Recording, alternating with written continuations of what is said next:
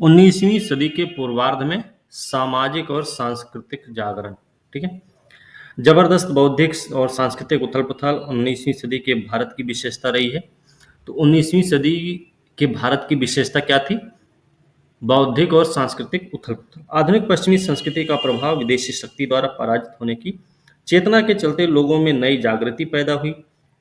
जनता में इस बात का एहसास हो चुका था कि भारतीय सामाजिक ढांचे सांस्कृतिक दुर्बलताओं की वजह से मुट्ठी भर विदेशियों ने भारत को उपनिवेश में बदल दिया। समझदार भारतीय लोगों ने अपने समाज की शक्ति, कमजोरी को जाना, इनकी कमजोरियों को दूर करने के उपाय भी खोजने लगे। भारत की बहुसंख्यक जनता ने पश्चिम के साथ समझौता करना अस्वीकार कर दिया। इन लोगों ने परंपरागत भारतीय विचारों, संस्थाओं में अपनी आस्था व्यक्त की। दूसरी बात ये थी कि लोग धीरे धीरे ये मानने लगे कि अपने समाज में फिर से प्राण फूंकने के लिए आधुनिक पश्चिमी विचारों के कुछ तत्वों को आत्मसात करना होगा। ठीक है। यहाँ पर जो उन्होंने आधुनिक पश्चिमी विचार पर जोर दिए, उसमें एक था मानवतावाद, दूसरा है विवेक पर आधारित सिद्धांत तथा आधुनिक विज्ञान। इन्हीं तीन बातों पर इन्होंने विशेष जोर दिया, तीन विचारों पर, क्योंकि इस बात पर लोगों में मतभेद था कि किस प्रकार के सुधार किए जाएं और कितना सुधार किया जाना चाहिए। ठीक है। जो 19वीं शताब्दी के भारत में बौद्धिक और सांस्कृतिक उथल-पुथल चल रहा था, उस दौर में लोगों में ये इस बात का मतभेद था, सुधार किस स्तर पर किया जाए या कितना किया जाए। तो इन्होंने जो आधुनिक पश्चिमी विचारों को आत्मसात करने की कोशिश की, उसमें उन्होंने तीन बातों पर विशेष जोर दिया। वो तीन बातें कौन सी हैं? मानवतावाद है, विवेक पर आधारित सिद्धांत हैं और आधुनिक विज्ञान है। लेकिन 19वीं सदी के सभी बुद्धिजीवी इस विश्वास के थे कि सामाजिक और धार्मिक सुधारों की तत्काल जरूरत है। ठीक है। राजा राम मोहन राय कौन है ये? राजा राम मोहन राय का जन्म हुआ है 1774 में। ठीक है। 1774 में नहीं सर, बंगाल 72 में। 1772 में इनका जन्म हुआ है। ठीक है। बंगाल के एक ब्राह्मण परिवार में। इनकी शिक्षा हुई है कहाँ से? पटना और वाराणसी से। अच्छा, बंगाल में हुगली जिला में इनका जन्म हुआ था। जो एरिया था, जो क्षेत्र था, वो राधानगर नाम से था। ठीक है। इनके पिता कौन है? तो इनके पिता तत्कालीन बंगाल के नवाब के यहाँ नौकरी में थे और उन्हें वहीं पर रायों की उपाधि भी मिली हुई थी। अपने पिता की मृत्यु के बाद एक कंपनी की सेवा में लग गए और अंग्रेज डॉन जॉन डिग्बी ने उन्हें अपना दीवान भी नियुक्त कर दिया। इनको अपना दीवान किसने बनाया था? जॉन डिग्बी ने। ठीक है। धार्मिक क्षेत्र में इन्होंने मूर्ति पूजा की आलोचना की। इनको कई सारी उपाधियां भी दी गई हैं राजा राम मोहन राय को, जैसे पुनर्जागरण आंदोलन का अग्रदूत कहा जाता है इनको। पुनर्जागरण आंदोलन का अग्रदूत माना जाता है। भारतीय जागृति का जनक कहा जाता है इन्हें। भारतीय जागृति का जनक कहा जाता है। सुधार आंदोलनों का प्रवर्तक भी कहा जाता है इन्हें। ठीक है। आधुनिक भारत का पिता कहा जाता है। अतीत और भविष्य के मध्य सेतु भी कहा जाता है इनको। भारतीय राष्ट्रवाद का जनक कहा जाता है। भारत का प्रथम आधुनिक पुरुष और नव प्रभात का तारा भी इनको कहा जाता है। ठीक है। सर, इन्हें भारतीय राष्ट्रवाद का पैगंबर भी कहा जाता है। ठीक है। भारतीय राष्ट्रवाद का पैगंबर भी कहा जाता है। इनको युग दूत भी कहा जाता है। ठीक। इनकी ये सारी उपाधियां रही हैं। इनको अगर भाषाओं के बारे में देखें तो इनको कई सारी भाषाओं का ज्ञान था। संस्कृत, अरबी, अंग्रेजी, फारसी, फ्रेंच, ग्रीक, जर्मन, लैटिन और हिब्रू हिब्रू के साथ साथ और अन्य भाषाओं का भी ज्ञान था इनको। ठीक है। इन्हें अगर देखें तो इन्होंने 1809 में एक अपनी पत्रिका निकाली जिसका नाम क्या था? तुहफात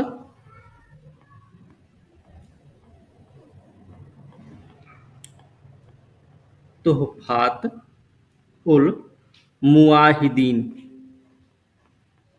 मुआहिदीन इसका एक दूसरा नाम भी है। दूसरा नाम है एकेश्वरवादियों के लिए उपहार।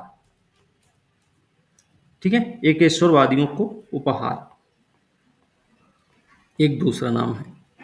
1809 में प्रकाशित हुआ प्रथम ग्रंथ था जो फारसी भाषा में था। ये भी यह ध्यान रखना चाहिए, ये फारसी भाषा में था। इसमें क्या किया गया? इसमें मूर्ति पूजा का विरोध किया गया, एकेश्वरवाद सब धर्मों का मूल बताया गया, तुहफात उल मुआहिदीन में। ठीक है। 1814 में इन्होंने एक संस्था की स्थापना की जिसका नाम था आत्मीय सभा। आत्मीय सभा की इन्होंने स्थापना की थी। उसका उद्देश्य क्या था? तो उसका उद्देश्य था हिंदू धर्म के एकेश्वरवादी मत का प्रचार करना। ठीक है। इस आत्मीय सभा में एक और थे जिनका नाम है द्वारकानाथ ठाकुर, ये भी शामिल थे। ठीक, ये भी हमें याद रखना है। समझ गए? 1829 में भारत के गवर्नर जनरल रहे बेंटिक, उनके साथ मिलकर इन्होंने क्या किया? सती प्रथा को प्रतिबंधित करने के लिए कानून लागू करवाने में मदद भी की। 1829 में 20 में देखा जाए तो 1820 में इन्होंने एक किताब लिखी थी। किताब थी वो ईसा के नीति वचन शांति और खुशहाली। खुशहाली। हाँ, precepts of Jesus, precepts of Jesus, the guide to peace and happiness का प्रकाशन हुआ। इसमें क्या किया इन्होंने? इसमें ईसाई धर्म की सहजता, इसमें इन्होंने ईसाई धर्म की सहजता और नैतिकता के बारे में अपने दृढ़ विश्वास का दर्शन, मतलब अपने दृढ़ विश्वास को इन्होंने प्रकट किया था। ठीक है। 1816 में इन्होंने एक वेदांत सोसाइटी की भी स्थापना की थी। 1816 में वेदांत सोसाइटी। ओके। 1817 में इन्होंने क्या किया? हिंदू कॉलेज की स्थापना की इन्होंने। कहां पर? कलकत्ता में। ठीक है, डेविड हेयर के सहयोग से।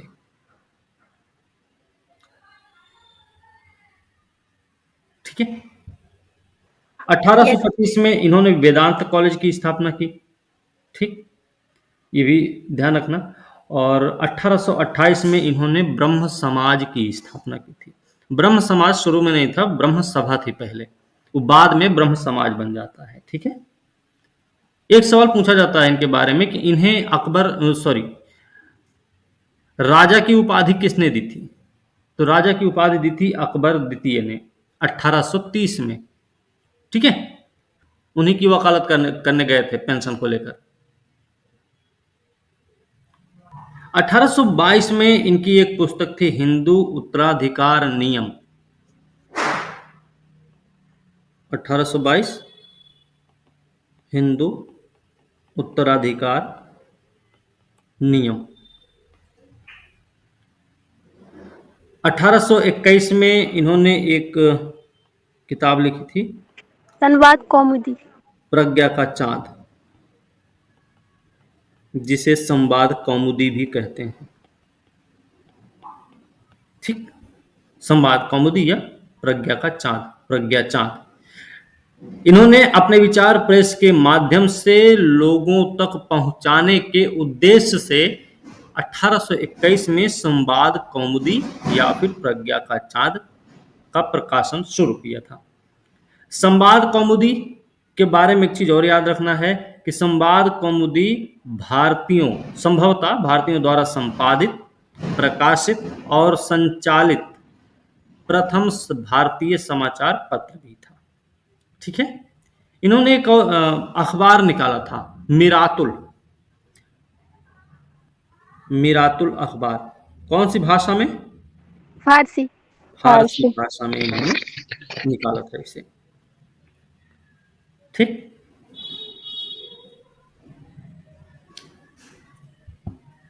एक और है, ब्रह्मनिकल। ब्रह्मनिकल, ये मैगजीन है, पत्रिका है। ये निकली थी 1800, सॉरी, ठीक है, हाँ, और ये अंग्रेजी भाषा में थी। ठीक। राजा राम मोहन राय, इसी जागरण के मुख्य नेता राम मोहन राय थे, जिन्हें आधुनिक भारत का पहला नेता मानना एकदम उचित है।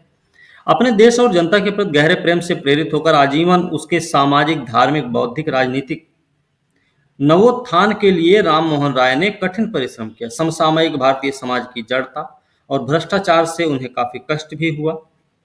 उस समय भारतीय समाज में जाति परंपरा का बोलबाला था।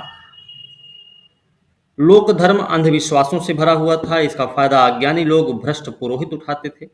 उच्च वर्ग के लोग स्वार्थी थे। उन लोगों ने अपने क्षुद्र स्वार्थों के लिए सामाजिक हितों की बलि दी थी। राम मोहन राय के मन में प्राच्य दार्शनिक विचारधाराओं के प्रति गहन प्रेम और आदर था, लेकिन वे यह भी सोचते थे कि केवल पश्चिमी संस्कृति से ही भारतीय समाज का पुनरुत्थान संभव था। ठीक है, उनका यह भी मानना था। वो प्राच्य दार्शनिक विचारों से उनका लगाव बहुत था, लेकिन वो भारतीय समाज का पुनरुत्थान करना है तो उन पश्चिमी संस्कृति को अपनाना पड़ेगा। वो इस बात पर भी जोर देते थे। मतलब उनको ये मालूम था, उनको विश्वास हो गया था कि पश्चिमी संस्कृति के माध्यम से ही भारतीय समाज का उद्धार या पुनरुत्थान किया जा सकता है। खास तौर पर वो चाहते थे कि उनके देश के लोग विवेकशील दृष्टि, वैज्ञानिक सोच अपनाएं तथा नर नारियों की मानवीय प्रतिष्ठा, सामाजिक समानता के सिद्धांत को स्वीकार कर लें। ऐसे वो पूछेंगे यह सर। वो ये भी चाहते थे कि देश में आधुनिक पूंजीवादी उद्योग भी आरंभ किए जाएं। वो इस बात के भी हिमायती थे। ठीक है, वो किस किस चीज के हिमायती थे ये बात जरूर पता रहे। राम मोहन राय प्राच्य और पाश्चात्य चिंतन के संश्लिष्ट, मतलब मिले जुले रूप के प्रतिनिधि थे।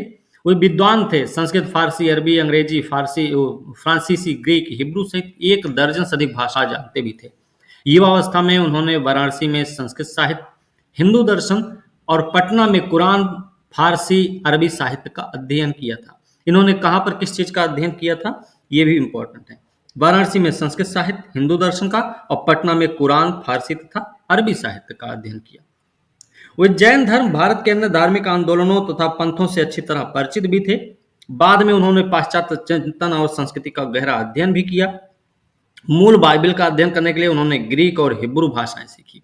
इन्होंने जो ग्रीक और हिब्रू भाषा सीखी थी वो मूल बाइबल का अध्ययन करने के लिए। 1809 में फारसी में अपनी प्रसिद्ध पुस्तक एकेश्वरवादियों को उपहार, गिफ्ट टू मोनोथीइस्ट्स लिखी, जिसमें उन्होंने अनेक देवताओं में विश्वास के विरुद्ध और एकेश्वरवाद के पक्ष में वजनदार तर्क दिए थे। 1814 में कलकत्ता में बसे उन्होंने जल्द ही नौजवानों के एक समूह को अपनी ओर आकर्षित किया, जिनके सहयोग से उन्होंने आत्मीय सभा शुरू की। आत्मीय सभा इन्होंने 1814 में बनाई थी, और आत्मीय सभा बनाने का मूल उद्देश्य इनका क्या था? इनका मूल उद्देश्य था भाई एकेश्वरवादी मत का प्रचार करना। आत्मीय सभा के माध्यम से ही ये कर रहे थे, नहीं? ध्यान रखिएगा। तब से लेकर जीवन भर बंगाल के हिंदुओं में प्रचलित धार्मिक और सामाजिक कुरीतियों के खिलाफ उन्होंने एक जोरदार संघर्ष चलाया। विशेष रूप से उन्होंने जो सामाजिक कुरीति और प्रचलित धार्मिक और सामाजिक कुरीति के खिलाफ जो उन्होंने जिनकी खिलाफत की थी, उसमें मूर्ति पूजा शामिल है, जाति की कट्टरता, निरर्थक धार्मिक कृत्यों के प्रचलन शामिल थे। ठीक है, इन रिवाजों को बढ़ावा देने के लिए उन्होंने पुरोहित वर्ग की निंदा की। मतलब पुरोहितों ने, उनका मानना था कि पुरोहितों ने इसको बढ़ावा दिया है। उनकी धारणा थी कि सभी प्रमुख प्राचीन हिंदू धर्म ग्रंथों ने एकेश्वरवाद की शिक्षा दी है। अपने दावे को प्रमाणित करने के लिए उन्होंने वेदों और 5 प्रमुख उपनिषदों के बांग्ला अनुवाद भी प्रकाशित किए। ठीक है, मतलब जो वो बोलते थे कि जो प्राचीन हिंदू धर्म ग्रंथ हैं वो सभी एकेश्वरवाद की ही शिक्षा देते हैं। वो इस बात को प्रमाणित करने के लिए उन्होंने वेदों को बांग्ला भाषा में अनुवादित किया और 5 प्रमुख उपनिषदों को भी अनुवादित किया था, प्रकाशित किया था, सॉरी, अनुवाद करके प्रकाशित किया। उन्होंने एकेश्वरवाद के समर्थन में कई पुस्तिकाएं लिखी। यद्यपि अपने दार्शनिक विचारों के समर्थन में उन्होंने प्राचीन विशेषज्ञों को उद्धत किया, तथापि अंततोगत्वा उन्होंने मानवीय तर्क शक्ति का सहारा लिया, जो उनके विचार से किसी भी सिद्धांत, प्राच्य या पाश्चात्य की सच्चाई की अंतिम कसौटी है। उनकी धारणा थी कि वेदांत दर्शन मानवीय तर्क शक्ति पर आधारित है। वेदांत दर्शन मानवीय तर्क शक्ति पर आधारित है, यह राम मोहन राय का मानना था। समझ गए? 108 उपनिषद होते हैं ना सर? तो वेदांत दर्शन है आपके उपनिषद। ठीक है, किसी भी एक चीज और याद रखना, एक होता है वेदांत और दूसरा होता है वेदांग। इनकी संख्या है 6। कौन कौन से हैं, कौन बता रहा है? शिक्षा, कल्प, निरुक्त, व्याकरण, छंद, ज्योतिष, ये 6 वेदांग हैं। सर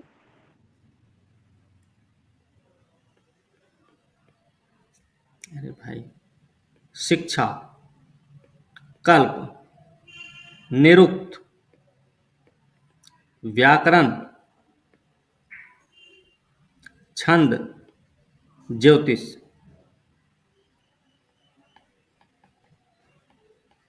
ठीक है, ये जो वेदांग है ना, ये वेदांग वेदों को आसान भाषा में समझने के लिए तैयार किए गए हैं।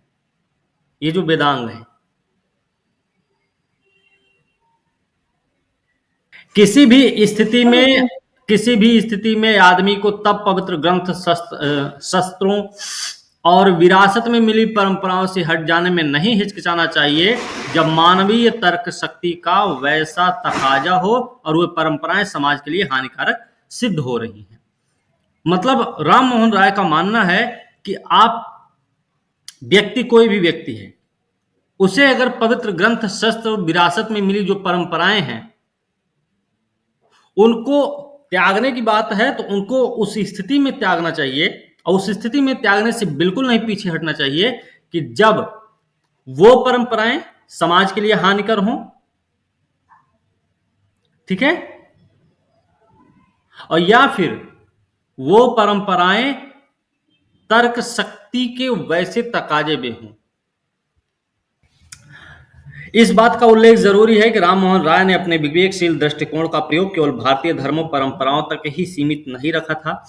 इनके जो विचार थे, इनका जो दृष्टिकोण रहा है, वो सिर्फ भारतीय धर्म और परंपरा तक ही सीमित नहीं रहा है, बल्कि उससे उनके अनेक ईसाई धर्म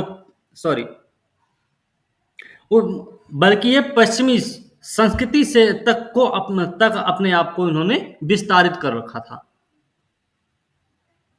ठीक है, इससे इनके अनेक ईसाई धर्म प्रचारक मित्र निराश हुए, जिन्होंने उम्मीद ये लगाई थी कि हिंदू धर्म की विवेकशील समीक्षा उन्हें ईसाई धर्म स्वीकार करने के लिए प्रेरित करेगी। मतलब जो ईसाई धर्म प्रचारक थे, उन लोगों को ये इस बात की उम्मीद थी कि जब ये विवेकशील तर्क बुद्धि की बात करेंगे तो ये लोग क्या करेंगे, हिंदू धर्म की बुराई को देखेंगे तो वो क्या हो जाएगा कि ईसाई धर्म की ओर भागेंगे।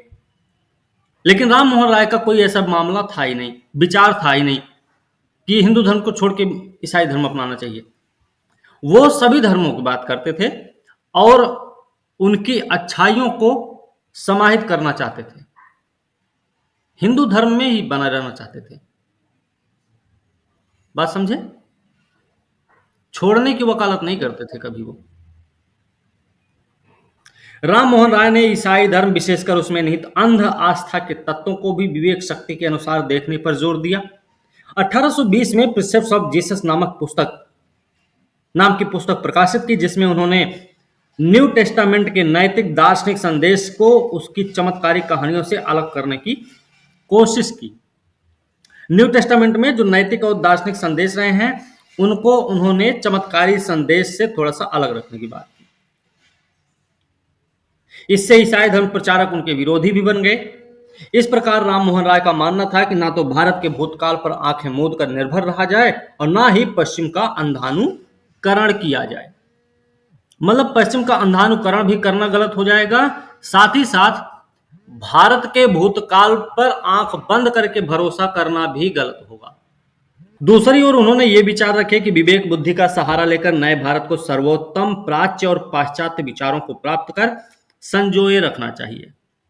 मतलब वो अंधानुकरण पर भरोसा नहीं करते, भूतकाल पर आंख बंद करके निर्भर रहना भी वो गलत मानते हैं, लेकिन वो ये कहते हैं कि भैया विवेक बुद्धि का सहारा लिया जाए, नए भारत को सबसे उत्तम जो प्राच्य और पाश्चात्य विचार हैं उनको अपनाया जाए और उनको इकट्ठा करके सहेज के रखा जाए।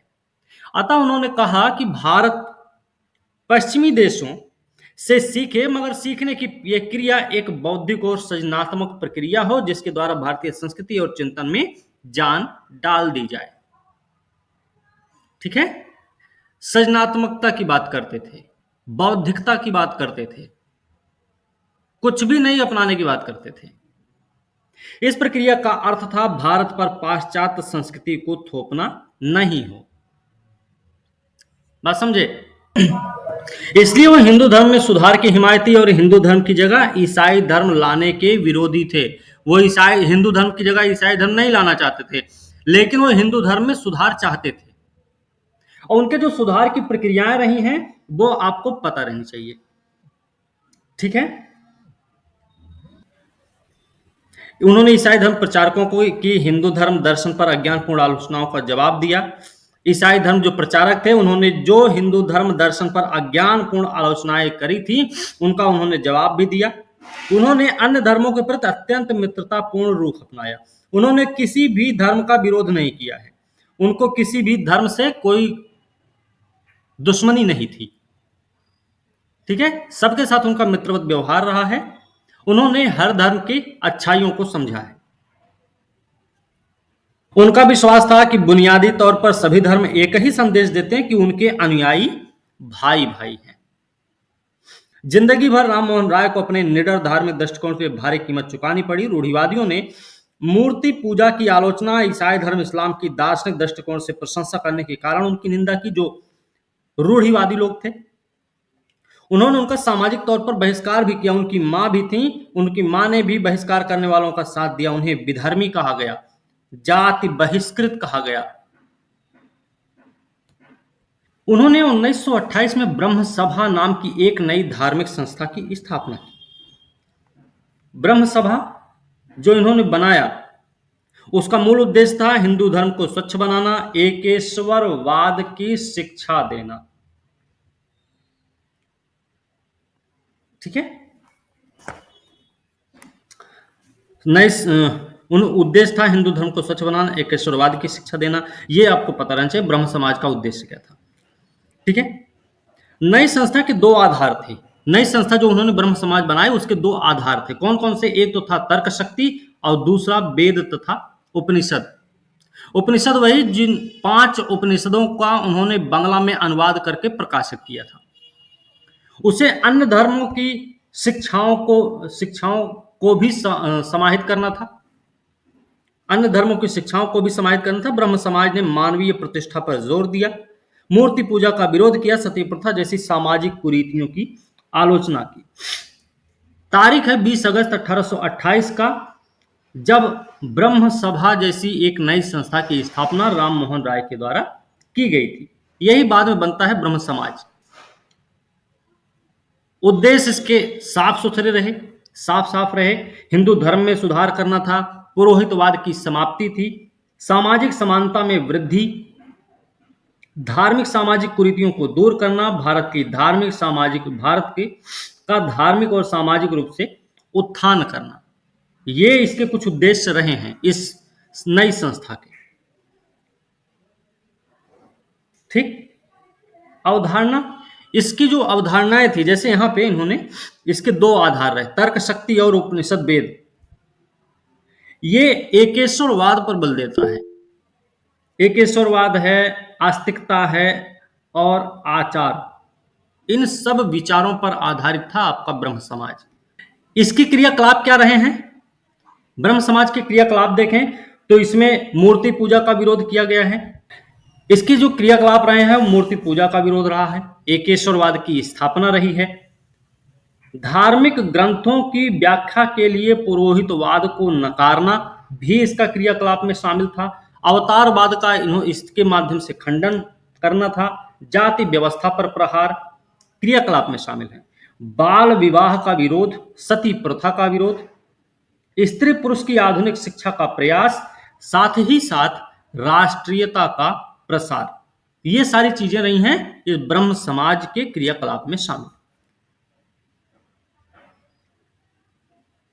ब्रह्म समाज के विकास में देखें तो ब्रह्म समाज में एक चीज याद रखना, 1830 में राम मोहन राय जब इंग्लैंड गए, उसके बाद समाज का नेतृत्व संभाला था आचार्य रामचंद्र विद्या वागीश। राम मोहन राय के 1830 में इंग्लैंड जाने के बाद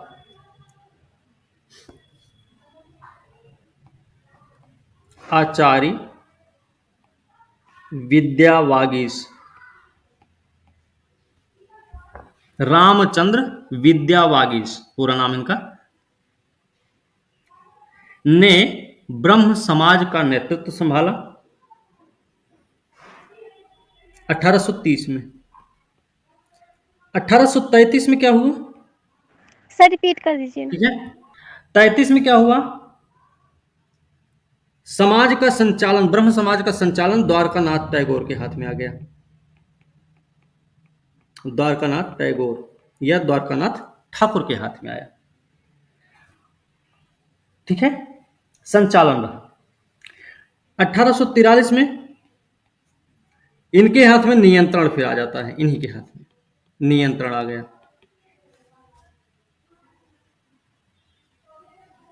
56 में क्या हुआ, समाज का नियंत्रण केशव चंद्र सेन के हाथ में। केशव चंद्र सेन के नेतृत्व में ब्रह्म समाज का विस्तार, इन्हीं के केशव चंद्र सेन के ही नेतृत्व में ब्रह्म समाज का विस्तार बंगाल से बाहर हुआ था। ठीक है, और उत्तर प्रदेश, पंजाब, मद्रास में शाखाएं भी खोली गई थी। ब्रह्म समाज ने मानवीय प्रतिष्ठा पर जोर दिया, मूर्ति पूजा का विरोध किया, सती प्रथा जैसी सामाजिक कुरीतियों की आलोचना की। राम मोहन राय एक महान चिंतक थे और कर्मठ व्यक्ति थे। राष्ट्र निर्माण का शायद ही कोई पहलू था जिसे उन्होंने अछूता छोड़ा।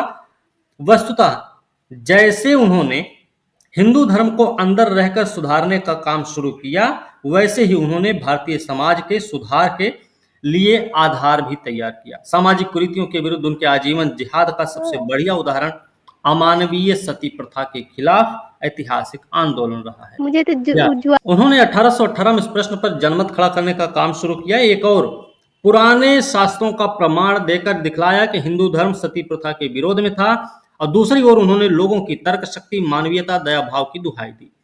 कलकत्ता के शमशानों में जाते, विधवाओं के रिश्तेदारों से उनके आत्मदाह के कार्यक्रम को त्याग देने के लिए समझाते बुझाते। उन्होंने समान विचार वाले लोगों को संगठित किया जो इन कृत्यों पर कड़ी निगाह रखें और विधवाओं को सती होने के लिए मजबूर करने की हर कोशिश को रोकें। जब रूढ़िवादी हिंदुओं ने संसद को याचिका दी कि वह सती प्रथा पर पाबंदी लगाने संबंधी बेंटिक की कार्रवाई को मंजूरी न दे, तब उन्होंने क्या किया था, बेंटिक की कार्रवाई के पक्ष में प्रबुद्ध हिंदुओं की ओर से एक याचिका दिलवाई थी। एक तरफ रूढ़िवादी हिंदू हैं जो बेंटिक के इस सती प्रथा को रोकने जैसी याचिका को रुकवाने के लिए अपनी याचिका दे रखे हैं, सती प्रथा को ना रोका जाए।